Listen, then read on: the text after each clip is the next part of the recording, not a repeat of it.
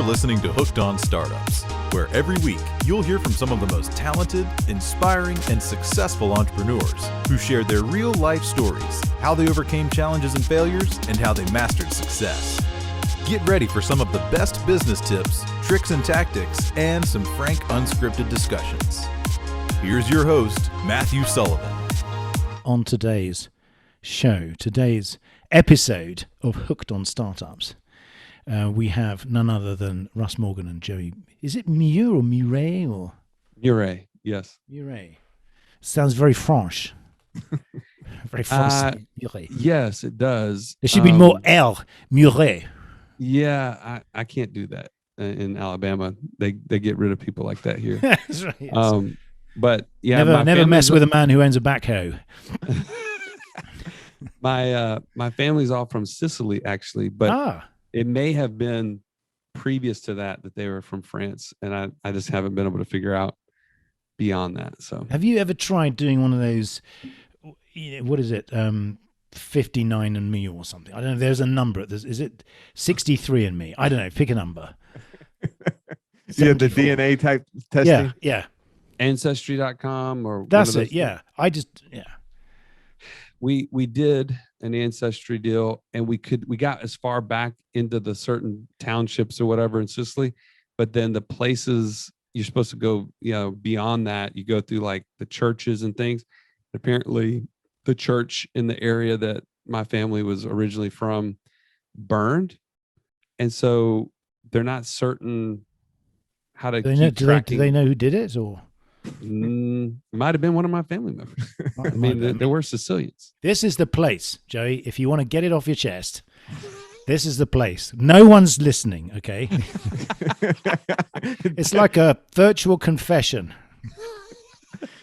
Yeah, I thought you were talking about one of those dating sites, and then you got in the whole ancestry.com thinking, wow. That's right, yeah. I noticed you went a little bit quieter there. Yeah. And at the end, what was that link again? Yeah, I might just check it out, just to see what the SEO is like.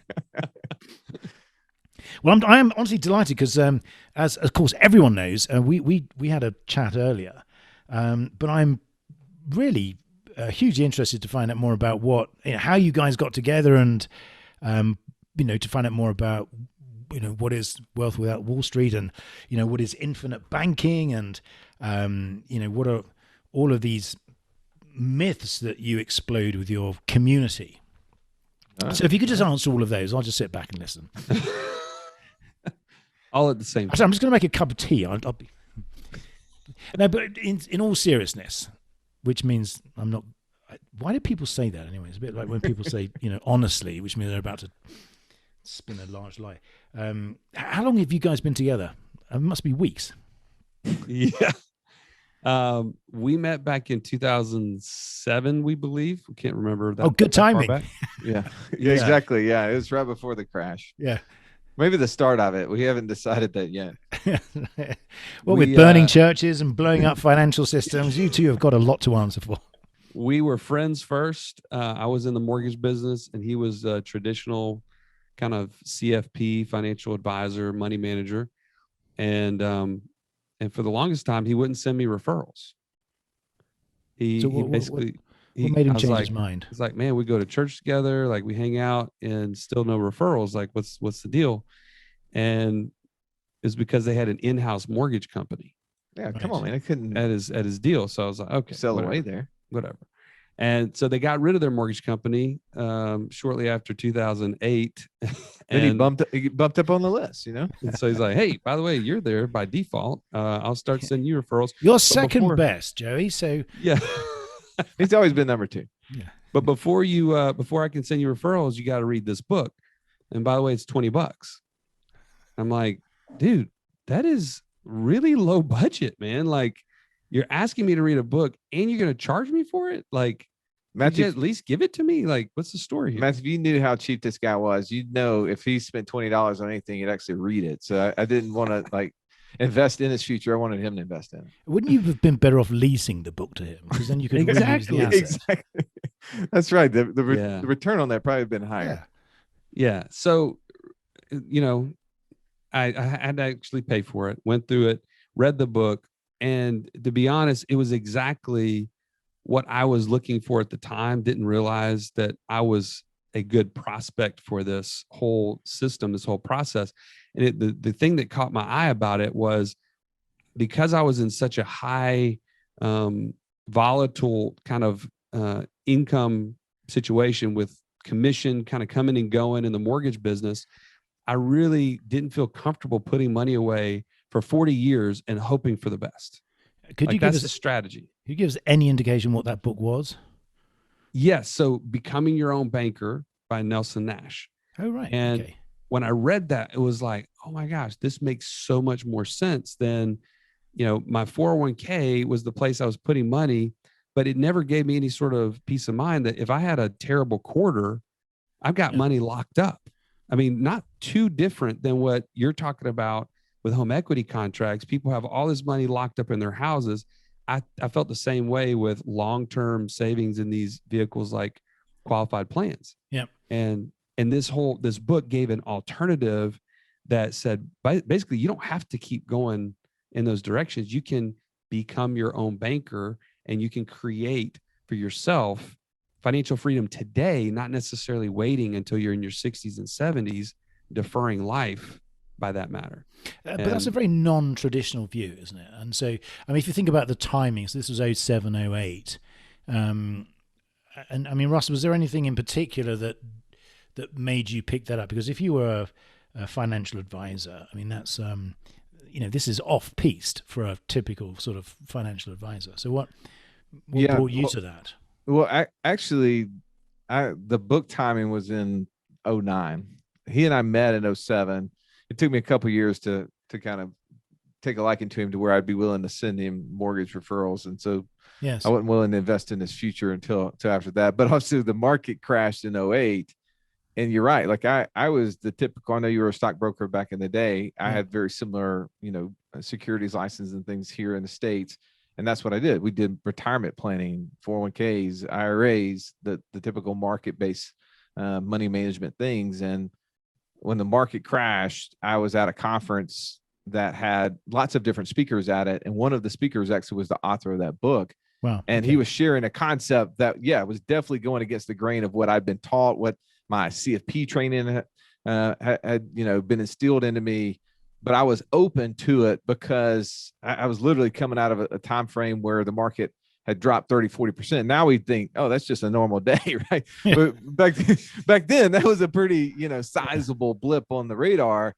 And I'm one of those who love to be in control. And I felt very out of control. And the people I was talking to and, behind the scenes, the people that I thought were in the know, they didn't know either. And so when I was reading the concepts out of that book that, hey, you can control your cash flows, you can actually start building cash flows, just like the businesses that you typically would tell people to invest in, they can do that themselves and create that passive income. That was super interesting to me. Like it just was, the timing was right. I'd heard about the book and heard about some of those concepts before, but it wasn't until I kind of had that car crash moment with the market that I was really adopting it and really taking a serious look. Yeah. And I think a lot of people have those sort of, road to Damascus sort of experiences or whatever, where you suddenly think everything becomes clear. And so was that the point when you created this, I suppose what are the steps? Because you're now running this very successful network where you're educating people and bringing people into something that makes absolute sense from a common sense perspective. It just seems impossible to fathom it until you explain it. And then, why on earth did I never get introduced to this, 20 years ago? So, that was definitely the genesis to it. And it's just like anything, right? You're learning. And when in 2009, I was learning that I needed to have my cash in a place that I could access it. But I still had the same inputs in my brain from previous things of what I should do with money. And so I still was struggling, even though I had access to money, I was still struggling of how to do it. So I was thinking, well, what's the best uses? Is it to pay off debt, right? Is to find investments in maybe businesses that would appreciate that maybe I would just be a sole owner in, or, a private investor into, instead of working with publicly traded companies. and it took a little bit of doing that, and ultimately Joey and I partnering together. He was a client of mine for about 4 years, and he came up with a lot of amazing ideas over that 4 years. I always beat him up, but he really is a genius in many ways. And I watched him come up with creative ways to free up cash and think of ways that we could put cash to work, whether it was private lending.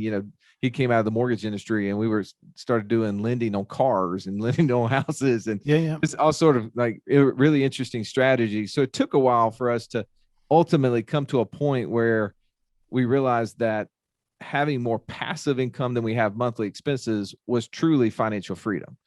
And up to that point, I had been in a world of thinking I needed to accumulate money. Like, okay, I'm putting it into a different place than I was putting it before. I feel confident that I can access. I feel confident it's not going to go down in value 30, 40%. But I still was in this mindset that I needed to have 5, 10, 15 million, whatever the number is, in an account at age 65 so that I could draw down 4% every year and not run out. Right. Yes. And it took a while to observe what other people were doing, and for us to really understand that no, the model is more creating cash flows than it is accumulating. Yes, making the money work as opposed to just so. But then you've got, where you are today, you've got this enterprise where you're explaining and educating and bringing people into this. So that in itself is a huge achievement, to be able to create a marketing presence. And so how did you move from your traditional sort of positions, within, mortgage companies and wealth advisors, where you have traditional approaches of finding customers, to something which is truly innovative in terms of your, the branding, how you approach people, how you have a network?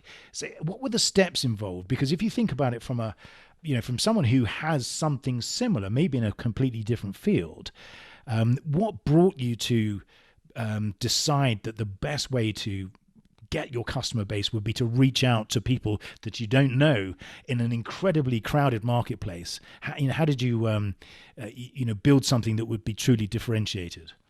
Well, I would say that, you're talking to two guys that fell forward pretty fast. And what we did on accident. We ultimately started to say, well, we have all this cash that's been built up because we started taking control of our own finances, and we need places for it to work. And so we went from that accumulation mindset to needing passive income. And we said, well, let's start a podcast to start interviewing people who are way smarter than us, learning the best things that are out there. And we did it really and truly with the mindset that we want our clients to be able to hear those conversations.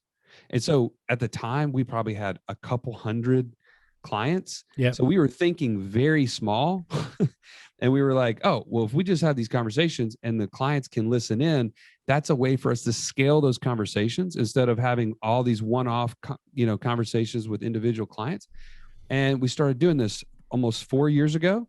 And during that time, the ideas that people have been able to bring to us as a guest, and then the things that we've been able to find as a result of networking with those guests, have turned into our own personal journey being documented and building our own passive income portfolios. Because we realized, wait a minute, I've created a business that owns me until I make it passive. Right? How many people who started up a business, they think they're getting freedom because they no longer work for somebody else. But what they did is they created their own job. Mm-hmm. Yeah. And Russ and I would say, I would say even in the last 3 to 4 years, I had a conversation with one of my daughters. And this is kind of silly to most people, but it's one of those anchors that has driven me over this whole time. She was about 3 at the time, and I was taking her to her daycare. And in the back seat, we're driving along. She says, "Dad, you going to pick me up this afternoon?" And I said, "No, baby, your mom's going to pick you up." "Why aren't you going to pick me up?" "Well, I got to go to work." She's like, "Why you have to go to work?" I said, "Well, because I got to pay for the car. I got to pay for the house, like pay for food, stuff like that." She said, "We already have a car. We already have food. We already have a house. And as silly and as kind of infantile of a conversation that was, the fact that I said I have to go to work told me I didn't have the freedom that I really sought.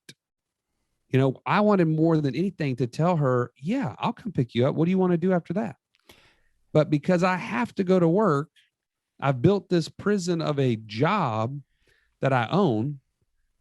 I don't have the freedom. And I had to get serious about creating passive income and telling my dollars to go to work and bring home that extra cash flow.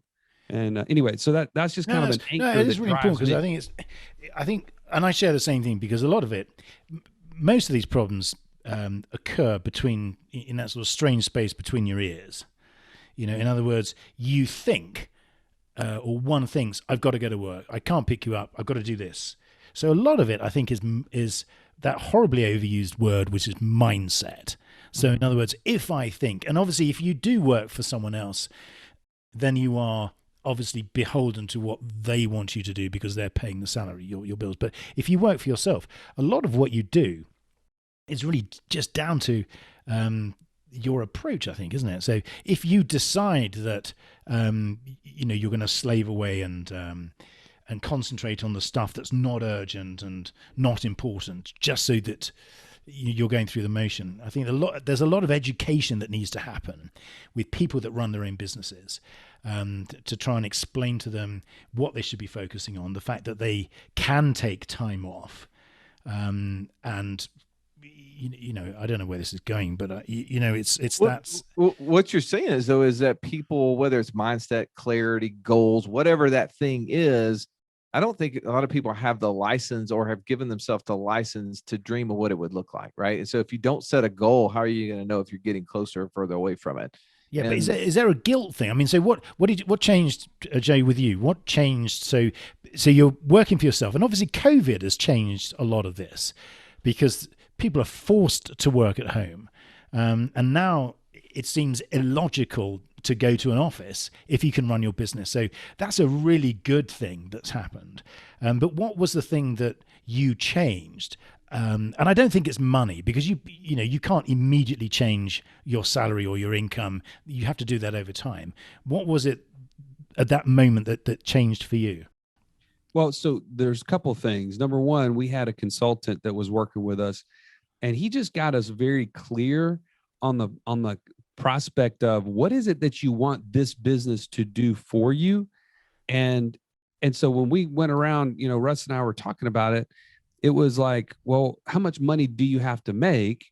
And then everything else you need to put into building systems and people to give you more and more of your time. Because that's really what I was after, is I don't want to have to go to work. I want to have this business to run for me and allow me to work less and less in the things that only I can do to push the ball forward in whatever we're doing. And so that was one key thing. And then the second thing was, outside of this business, all this cash has to go somewhere.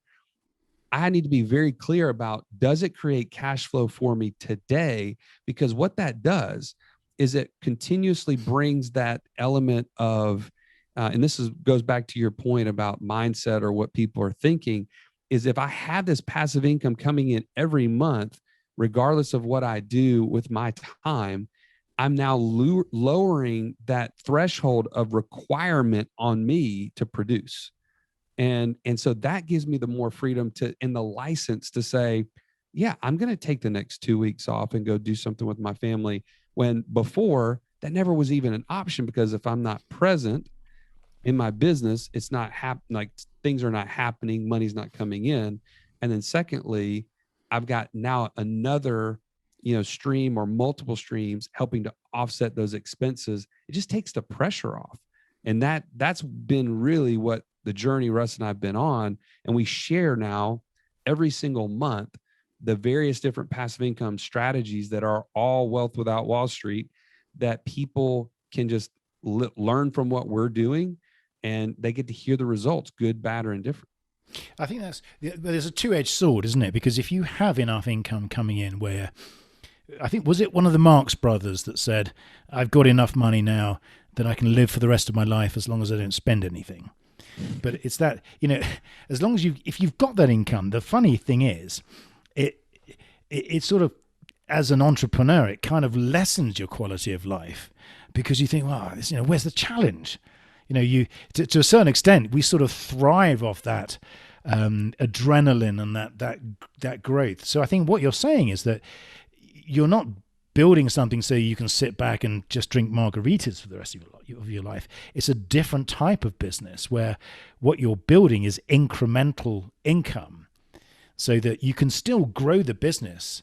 You can still grow, as an entrepreneur, and you can build a business. But rather than building a business where you've got this payoff at some point in the future, you've got that instant gratification where the cash flow is coming in each month.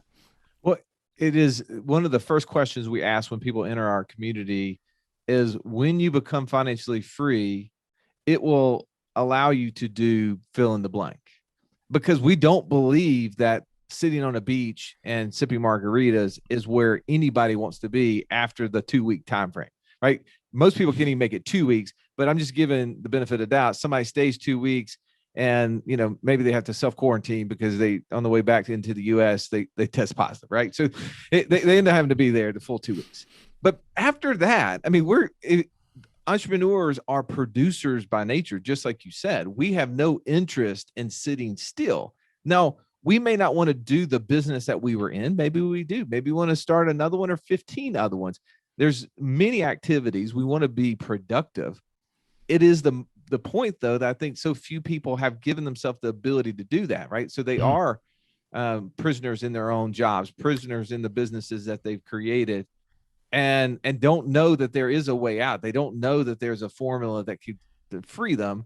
And so we walk people through a 3-step method that says, okay, let's get clarity. Let's figure out what it is that you really want. And if you got it, what would that look like? And that's, most people, it takes a while to be able to do that. But we have a process. We have a challenge that people can go through and get super clarity on what that looks like. Then we help them walk through kind of how do they get control over their finances. And there's some simple things in there, but there's some really tools that just aren't taught.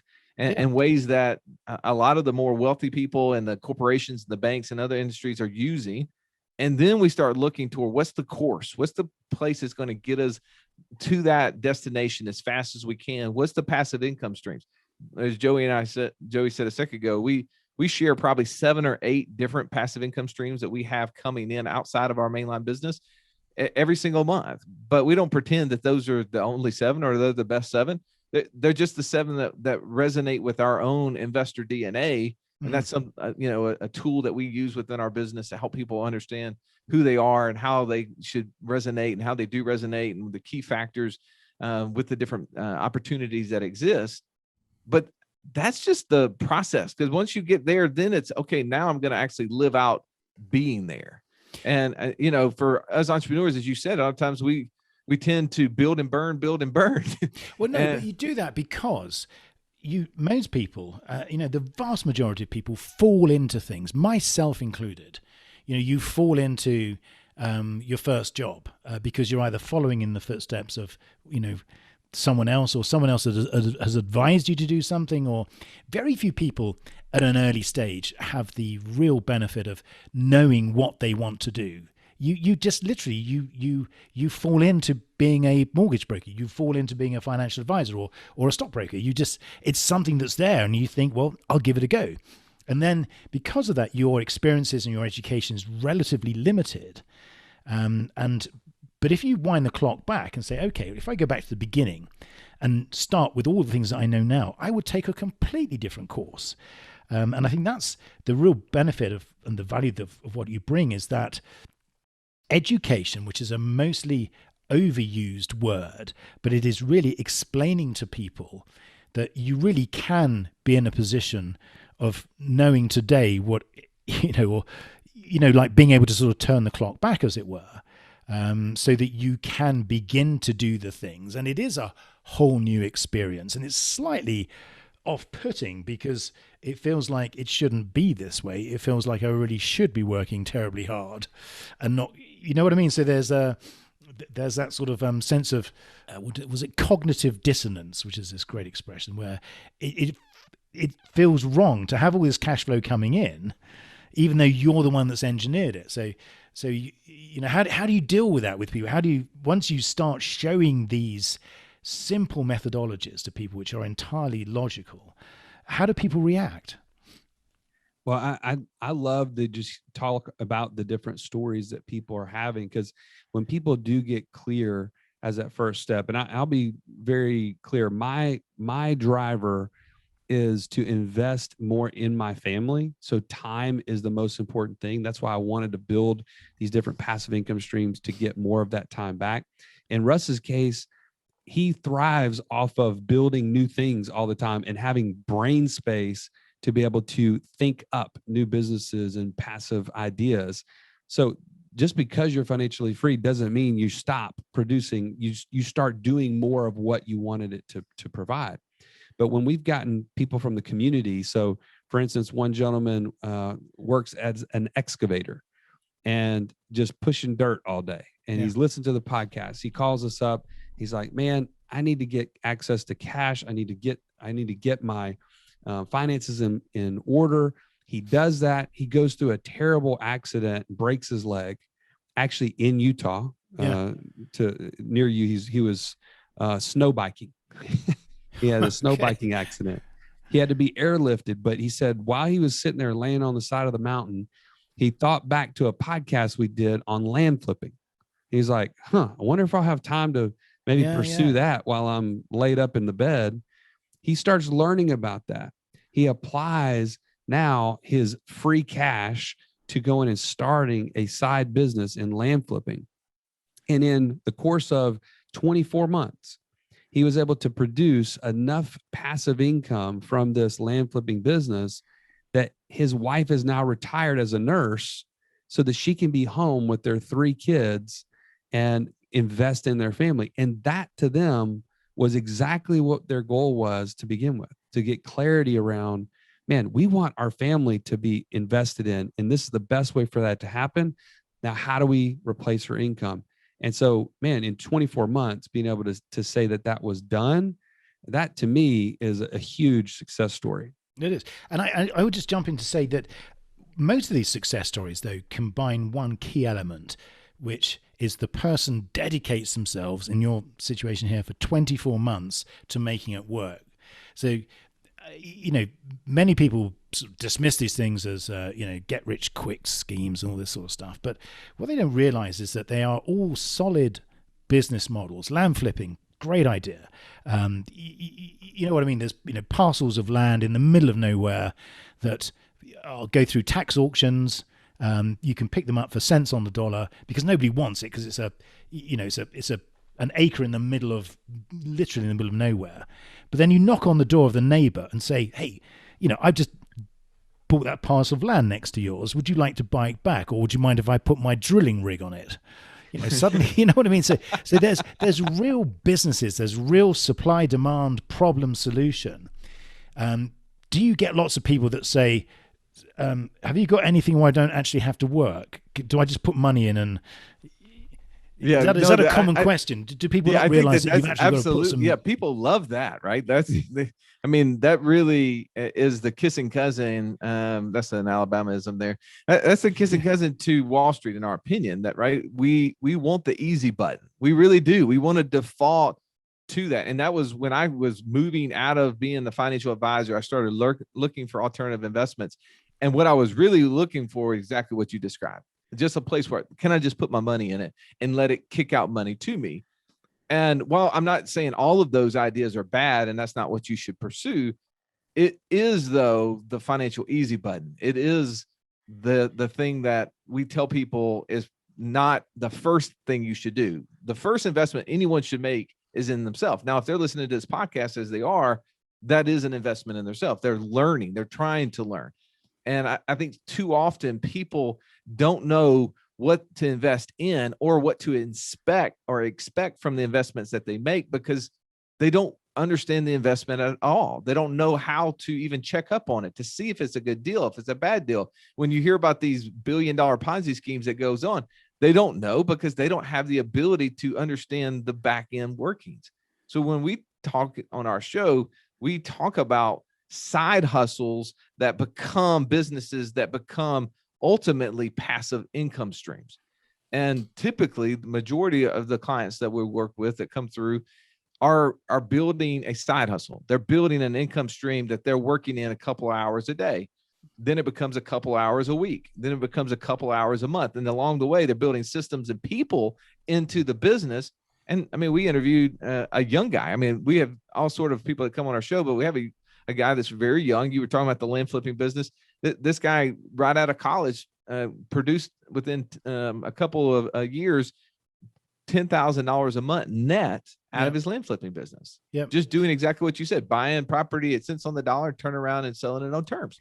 But that's what people just don't seem to get. I mean, most people dismiss all this sort of stuff because they're not willing to put the effort in. They just think it is passive income. Hoorah.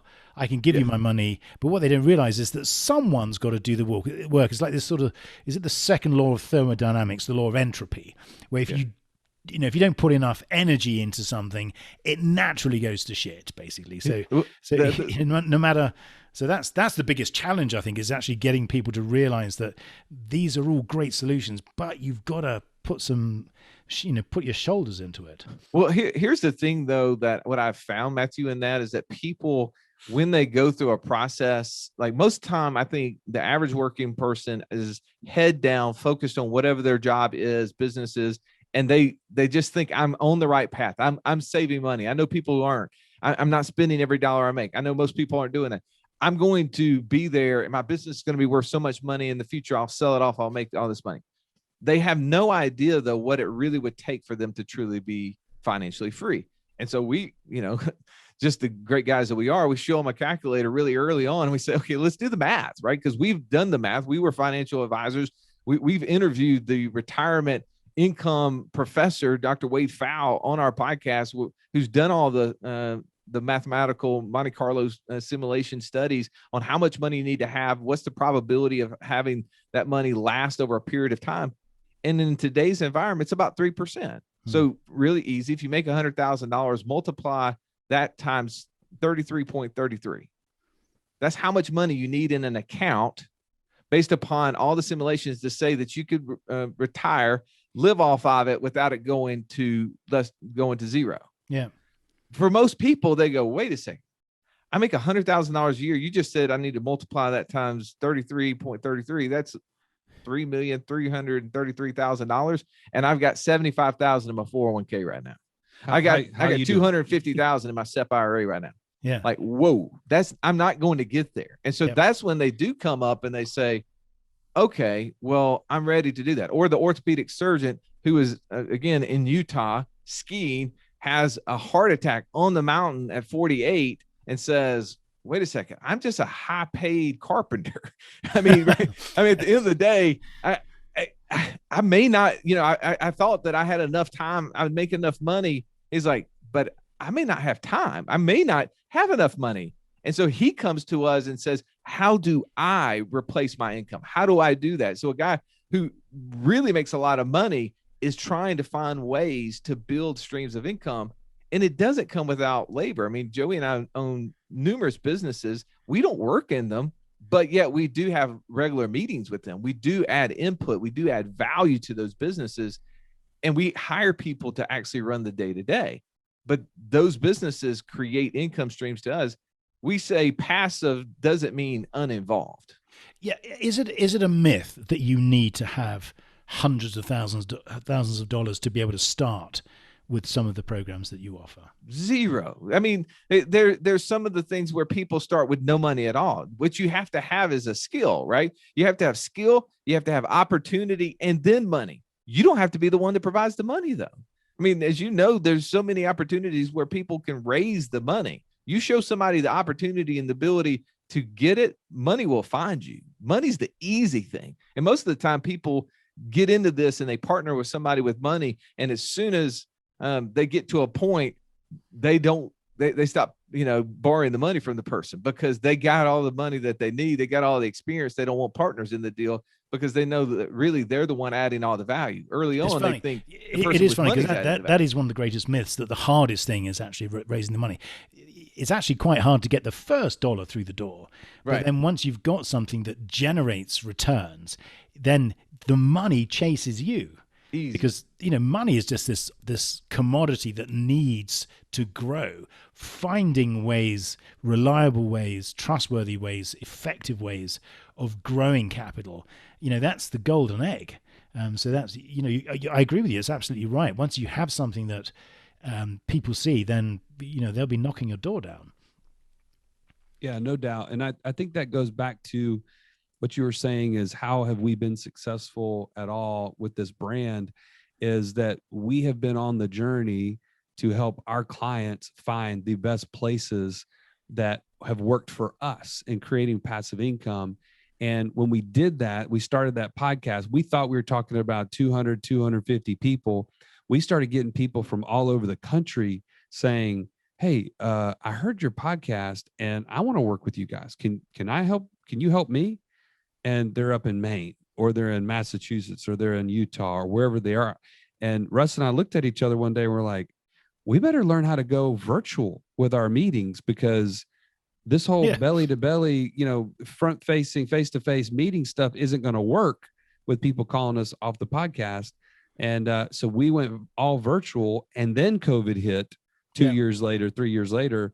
And we were blessed that we got into this kind of virtual life and business before then. But my whole point was, if you create value, which has only been because we wanted to find answers for ourselves, people take note of that, and then they start following, and so that's where the brand has really taken off, is just creating that value for people. And it's true, because people appreciate value. People appreciate receiving something in exchange for their time or for their email address. And what irritates me more than anything else is those courses where they drip feed you information on the assumption that you are entirely without a brain and can't figure out what they're trying to do. So if you want the next episode or the next chapter, just send us that extra $200 and we'll give you the Diamond Plus membership. But the idea of just providing value and showing people how to do things, because the moment people realize what the opportunity is, and it is actually going to that they need help, then you've got a customer for life. So when people realize that you do bring huge amounts of value and knowledge and experience, then they'll do whatever they need to do just to sort of tap into that. Well, like you said, I think once people find the pain, our job is to understand what someone's goals are. Sometimes it's to get something, it's the gain that they're looking for. Sometimes it's get away from something that's the pain that they're dealing with right now. And our process always starts with clarity, because we believe we can't help somebody. One of our coaches is a pilot, and he says, if you come to me and you say, hey, can you help me pack for my vacation? He said, my brain's always thinking board shorts and surfboards, because he grew up in Hawaii. So he's like, but if you're going, snow skiing, I'm not going to be a good help unless you told me that that's what you wanted. And that's the way we believe in this, is that people have different ambitions. Some have the ability, have the goal of growing things. Some have the goal of getting away from things. And so our purpose is that we know that people will do the work, and now, by the way, we're not a fit for everybody. So there are some people that come to us and they watch like today, we did our passive income report, and we'll have people say, well, how do I just do this one thing that you guys did there? It just seems so easy, because they see the number and the number's big, and they go, well, just can I invest in that? Yeah. Like, well, no, that's not the way that works. It takes effort. It takes knowledge. It takes time. And that's not by the way, the things that they want to invest in is not the first thing I invested in. We believe that there's an approach of stacking money on top of others. And you got to find you got to build it in the right order. Otherwise you're building, skyscrapers on sand a lot of times. Yes. Yeah, absolutely right. So talking of ambition, so I believe it was Joey that wanted to be a professional baseball pitcher. Is that correct? No, that was Russ. Yeah, I had that ambition early on in life. It didn't last very long. I had a baseball injury that tore my UCL, and so throwing 91 miles an hour as a high schooler down to 78 Did your miles arm an hour. come off and sort of follow the ball along? Sort of that sort of, hang on a minute. Yes. Yeah, it actually turned a direct 90-degree left, and I was walking around with an L-shaped arm for a long time. There must be some use for that, though, surely. You know, in some sort of. That's right. You can like punch people. You just have to move your shoulders. Punch people around corners. That's right. Exactly.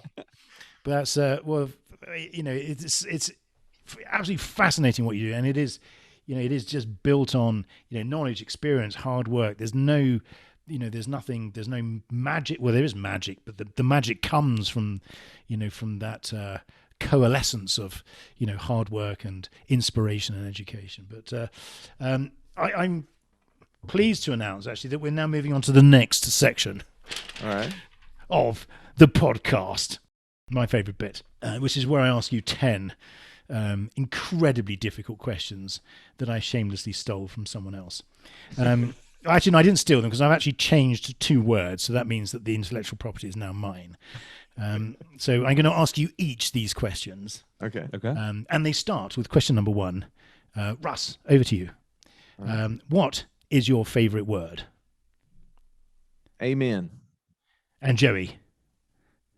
Oh, mine, daddy. Number 2. Russ, what is your least favorite word? Maybe. And Joey, your least favorite word? My least favorite is fear. And Russ, what are you most excited about right now? I'd say our passive income report that we do monthly.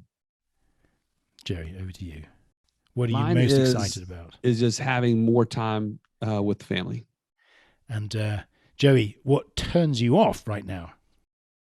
All of the noise that is surrounding us right now, both politically and anyway, just all the different various things going on around us. Ross, how about you? What turns you off right now? Losses, specifically my Atlanta Braves. You what? The Atlanta Braves, that they're constantly losing. That's definitely a. Was it football or baseball or something? Or? This is baseball. Yeah, I'm clueless in that. Honestly, I have I'm taking my sort of 4 and 6-year-old sons to baseball. I'm just standing there like a complete turnip, knowing nothing and just looking serious, just trying to pick up how this game is played. So I'm learning just as much as they are. But anyway, question number 5. Russ, back to you. What sound or noise do you love? Man, I love my children singing hymns when I work from home. We work from our houses a lot of times, and my wife homeschools our kids, and she's teaching them different Bible hymns, and I love it when they're out there singing. I can hear them. Joey? Mine is the sound of waves at the beach. Oh, wow. Yeah. And Joey, back to you. What sound or noise do you hate? I cannot stand whining and complaining. That's right. I hate whining. Ross, how about you? What noise or sound do you hate? When somebody's voicemail picks up. I love it when somebody answers the phone, and yes. I hate it when I get their voicemail. What is also good fun is pretending to be a voicemail when you answer the phone. And saying, "Hello, this is Matthew Sullivan. I'm actually here." Ha ha. And do you know, so far no one has found that funny apart from me. I would find that funny. That'd be fun. Oh, yes, too. Thank you. Anyway, Ross, so can I ask you the next question? And you may plead the 5th on this. What is your favorite curse word? I'm an equal opportunist on cuss words typically, but I would say "son of a bitch" is one that I heard a lot from my dad growing up, and so just kind of maybe nostalgia. That's one I'll pick. It's so flexible. There's so much intonation can go into that, So, that's right. And Joey, how about you? Your favorite curse word? I tried. I don't have one. I know there's so many to choose from. Do you just? I don't even know if I've ever heard him cuss. So that I can actually honestly say I have no use for him. To be honest, I don't think Joey has ever said one. Do you just let it all brew up inside so that one day there's going to be this atomic explosion? I'll say this: when I play golf and I make a terrible shot, I'm always like, Joey. That's right. Yeah, there you are. So I guess Do you I feel use your my ears own burning name. at that point? Yeah. Yeah, he grew up in a much different household. Like, I don't know if you've ever seen the movie The Christmas Story, where he said the dad worked in words like some people work in oils and paints, and cussing. That was my dad, constantly just throwing out. He could go, a minute and a half without saying the same one twice, and not saying other than a cuss word during that 90-second rant. So So you could buy him a thesaurus for his birthday. Or something. that's right. Yeah, I could definitely help him out there. My next question, and this, Russ, to you. What profession other than your own would you like to attempt? This probably would not shock Joey. I would love to be like a talk show host, game show host, maybe like The Price is Right, Family Feud, something like that. I think that I would love that. That'd be fun. Survey says. That's right. And you just have someone. I'd like to be in the background, just doing the sort of sound effects. Yeah. Joey, how about you? What profession other than your own would you like to attempt? Probably like a full-time real estate investor, or perhaps a hand model. A what sort of model? A swimwear model? Hand or? model. Yeah. I got really good hands. Oh, right, hand model. Great. Okay. So can you just hold them up so we can my viewer can see? Yeah, there you are. Yeah. It had to be for a female magazine, but That's beautiful. Hopefully, there'll be some agents watching this, so this could be this. And so, if I can stay with you and ask you, what profession would you not like to attempt? I would be terrible as a first responder of any sort, firefighter, policeman, you name it. In the midst of mass hysteria, I'm like, my instincts are just not really that strong. I would get killed or kill somebody else on accident. It would be bad. You just don't want me in that. And I think actually, as a first responder, killing someone is generally frowned upon. Yes. Yeah, 100%. So that's fine. It's just the alternative, yes. And Russ, what profession would you not like to attempt? I would not like to be a politician. I can't imagine. In the U.S., the U.S. president is hated by at least 50% of the population in the U.S. and probably 70% of the world's population. So that's one of those areas I do not want to participate in. To some, that's an aspiration, you realize, and to be hated by half the population. That's quite a large number. I know. That's the thing. I'd like to be liked, so I don't want to be a politician, because instantly you got at least 50% of the people that hate you.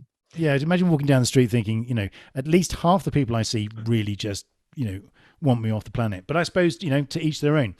Anyway, Russ, my final question. If heaven exists, what would you like to hear God say when you arrive at the pearly gates? Well done, good and faithful servant. Joey, what would you like to hear God say? I'll just continue that line from the Bible. Enter into the joy of your master. Fantastic. Russ, Joey, I cannot begin to thank you for what was, an incredibly interesting, exciting, fun, interview. And my last question is, how do people get hold of you? How do people find you? How do they, find out more about Wealth Without Wall Street? How do they sign up to your network? What's the best way of contacting you? Yeah, so we actually built a community, and I think you were kind of alluding to that, but also sometimes just hearing us kind of challenge that traditional mindset, we built also a tool. It's a free tool. So if you go to wealthwithoutwallstreet.com/scorecard, you can actually find out in just maybe a minute or two, how close are you truly to financial freedom? This tool that we have built, this calculator, will actually let you know as a percentage, how close are you there? And on that same page, when you're there, you can sign up for our free community. We have over 4,000 people that are part of it right now. You can download it in the App Store, wealthwithoutwallstreet.com, or just in the App Store, Wealth Without Wall Street, and be a part of a group that is trying to be financially free as soon as possible, not waiting till they're 60 years old to accomplish. Good. And I would stress everyone just, get on there and download it and, do it as soon as you can, because it's, it'll be a real eye opener. But thank you once again, gentlemen. It's been an absolute pleasure, and can't wait to stay in touch, follow your progress, and see and speak to you again. Thank you for having us on the show. Yeah, so grateful.